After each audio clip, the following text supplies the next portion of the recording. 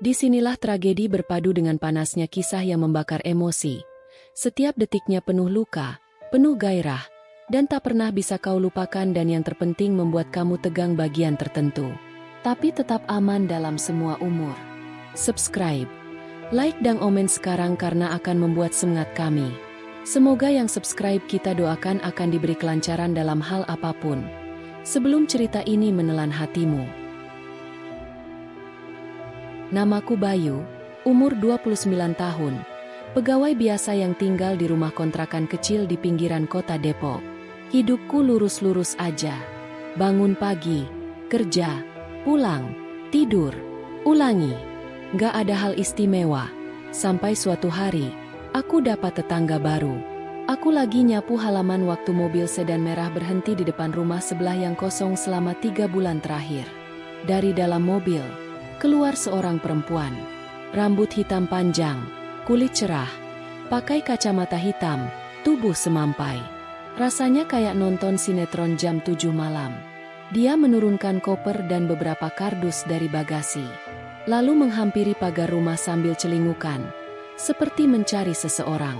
Karena tetangga yang baik dan jomblo kronis, aku buru-buru nyamperin. Baru pindah ya, Bu? Dia membuka kacamatanya. Mata bulat, alis tebal, senyum manis. Iya, Mas. Saya Fitri. Bayu. Saya tinggal di sebelah. Salam kenal ya, Mas Bayu. Kayaknya kita bakal sering ketemu. Hehe. Aku cuma bisa senyum kaku. Dalam hati, aduh, susah nih kalau tetangganya begini. Sejak Bu Fitri pindah, hidupku jadi agak kacau. Pertama, karena dia hobi olahraga pagi pakai baju ketat yang kayak bukan dari planet ini. Sementara aku yang lagi ngopi depan rumah, langsung lupa rasanya kopi. Kedua, dia sering nyiram tanaman sambil nyanyi. Suaranya merdu, bikin kuping adem.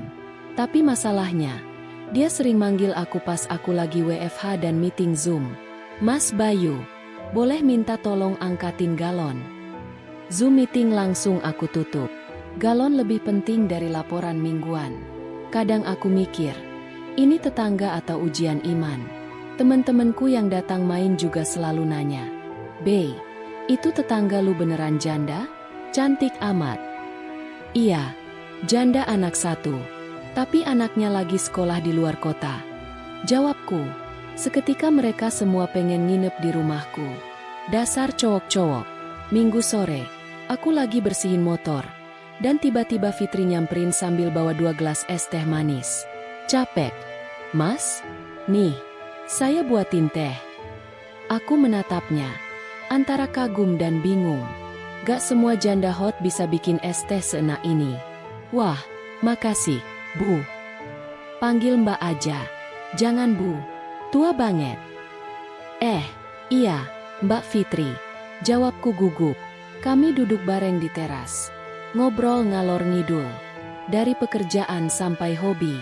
Aku dulunya kerja kantoran juga, Mas.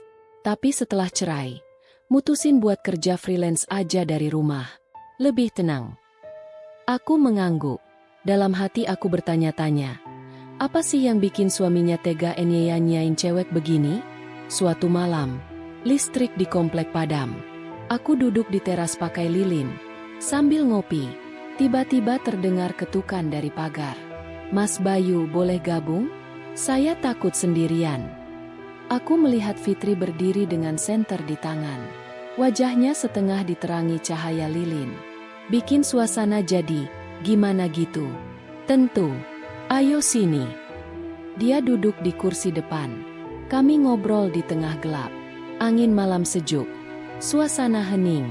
Malam-malam kayak gini bikin kangen masa lalu ya, Mas. Katanya pelan. Maksudnya? Dulu waktu masih nikah, tiap mati lampu, kita duduk kayak gini. Tapi entah kenapa sekarang, sepi banget. Aku terdiam. Fitri memeluk lututnya. Wajahnya menatap langit. Kadang aku pengen nyalahin takdir. Tapi hidup harus terus jalan, kan? Aku mengangguk pelan. Sejak malam itu, pandanganku tentang Fitri berubah. Di balik penampilan dan pesonanya, Dia menyimpan luka yang dalam. Waktu berjalan, dan aku makin sering bantuin Fitri. Dari pasang rak dinding, benerin atap bocor, sampai jadi supir dadakan kalau dia belanja bulanan. Tapi hubungan kami tetap sebatas tetangga. Sampai suatu malam, Fitri memintaku temani dia ke rumah sakit. Anaknya demam tinggi, dan dia baru dapat kabar dari perawat asrama. Aku langsung ambil kunci motor. Sepanjang jalan, dia diam, matanya sembab, wajahnya panik. Mas Bayu, aku takut. Dia satu-satunya yang aku punya. Aku menggenggam tangannya sebentar. Tenang, dia pasti sembuh. Malam itu, aku nungguin dia sampai subuh. Dan sejak hari itu, hubungan kami berubah. Fitri makin sering masak dan nganterin makanan ke rumahku.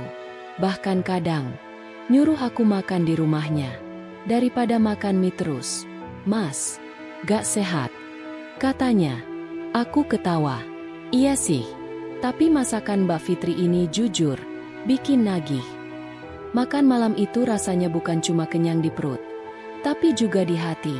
Tapi tentu saja, omongan tetangga mulai berdengung. Ada yang bisik-bisik, ada yang nyindir. Wah, Mas Bayu rajin ke rumah Bu Fitri ya. Gak takut kecantol janda. Aku cuma senyum. Orang-orang emang paling jago bikin gosip dari udara.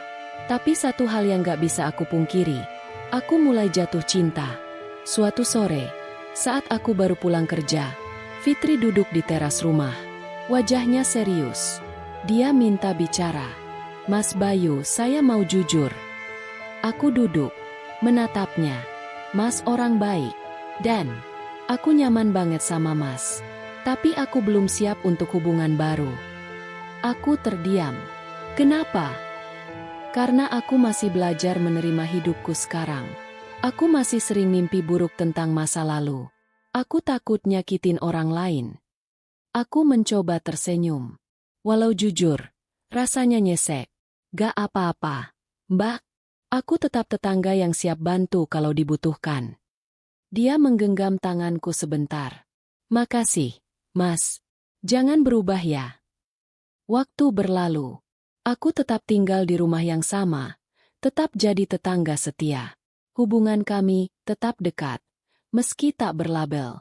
Aku belajar menerima bahwa gak semua perasaan harus dimiliki.